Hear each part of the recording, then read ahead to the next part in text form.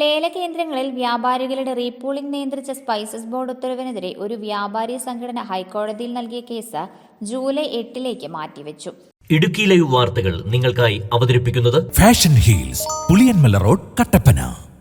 ലേലകേന്ദ്രങ്ങളിൽ നിന്നും ലേലത്തിലെടുക്കുന്ന ഏലയ്ക്കായ ഗ്രേഡ് തിരിച്ച് മികച്ച ഇനം വിദേശ ആഭ്യന്തര വിപണികളിൽ വിറ്റഴിക്കുകയും ഗുണമേന്മ കുറഞ്ഞ ഇനം വീണ്ടും ലേലകേന്ദ്രങ്ങളിൽ പതിയുകയും ചെയ്യുന്നത് കർഷകർക്ക് ലോട്ട് ലഭിക്കുന്നതിന് തടസ്സം സൃഷ്ടിച്ചിരുന്നു.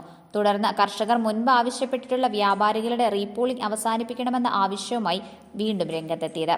ഏലം കാർഷിക മേഖലയിൽ കൃഷിക്കാര് മാർക്കറ്റിംഗ് രംഗത്ത് ഏറ്റവും അധികം ഒരു പ്രതിസന്ധി നേരിടുന്ന വിഷയമായിരുന്നു ഈ ലേലകേന്ദ്രങ്ങളിലെ റീപൂളിംഗ്. വ്യാപാരികളുടെ ലേലകേന്ദ്രങ്ങളിൽ നിന്നും ഏലക്കായ എടുത്ത് അത് വിദേശ ആഭ്യന്തര വിപണികളിൽ വിറ്റഴിക്കുന്നതിനുള്ള മാർക്കറ്റുകൾ അവർ തന്നെ കണ്ടെത്തുകയാണ് ചെയ്യേണ്ടത്.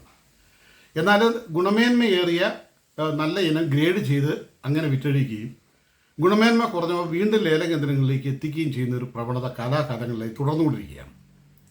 ഇത് കൃഷിക്കാരെ ദ്രോഹകരമായി ബാധിക്കുന്നു. കൃഷിക്കാർക്ക് ലോട്ട് നമ്പർ കിട്ടാതെ വരുന്നു. മാർക്കറ്റിൽ ശരാശരി വിലയിൽ വലിയ ഇടിവുണ്ടാകുന്നു. അത് കൃഷിക്കാർക്ക് ദ്രോഹകരമായി ബാധിക്കുന്നു. ഇത്തരം സാഹചര്യങ്ങളിൽ വിവിധ കർഷക സംഘടനകൾ ഏറെ നാളായി ശക്തമായി ഉന്നയിച്ചുകൊണ്ടിരുന്ന ഒരു ആവശ്യമാണ് റീപൂളിംഗിൽ നിയന്ത്രണവും അല്ലെങ്കിൽ റീപൂളിംഗ് നിരോധിക്കണമെന്നുള്ളത്. സ്പൈസസ് ബോർഡ് വളരെ കാര്യമായി വിഷയം പഠിച്ചതിന് ശേഷമാണ് ലേലകേന്ദ്രങ്ങളിൽ 25% മാത്രമേ ഓരോ പതിവിലും വ്യാപാരികൾ റീപൂളിങ്ങിന് പതിയാൻ പാടുള്ളൂ എന്ന ഒരു ഉത്തരവ് ഇറക്കിയത്. ആ ഉത്തരവിനെ ചോദ്യം ചെയ്തുകൊണ്ട് ഒരു വ്യാപാരി സംഘടന ഹൈക്കോടതിയിൽ കഴിഞ്ഞ വെള്ളിയാഴ്ച ഒരു കേസ് ഫയൽ ചെയ്തു. അത് ഈ തിങ്കളാഴ്ച കോടതി പരിഗണിച്ചെങ്കിലും ജൂലൈ 8 മാറ്റിവെച്ചിരിക്കുകയാണ്.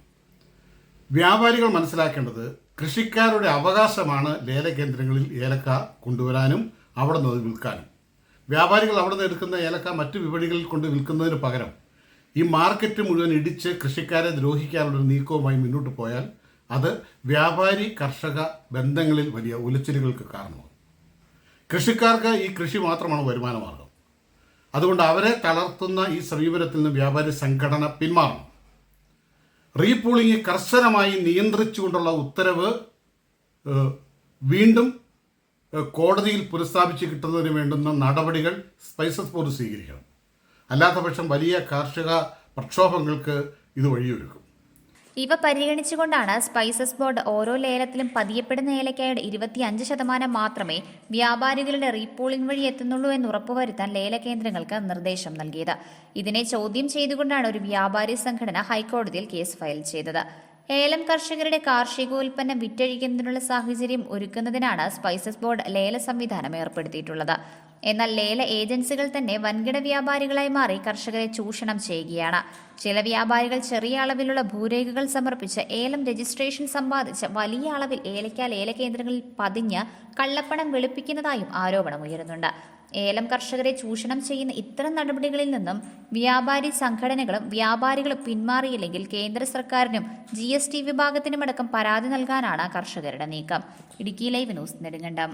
ഇടുക്കി ലൈവ് വാർത്തകൾ നിങ്ങൾക്കായി അവതരിപ്പിച്ചത് ഹൈ റേഞ്ചിലെ ഏറ്റവും വലിയ ഫുട്വെയർ വിസ്മയം ഇനി കട്ടപ്പനയ്ക്ക് സ്വന്തം.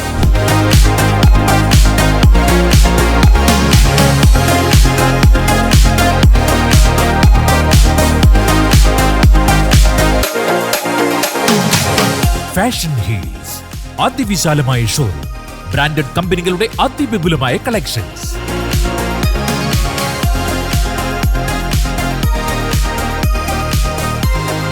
Fashion heels, Puliyanmala road, Kattappana.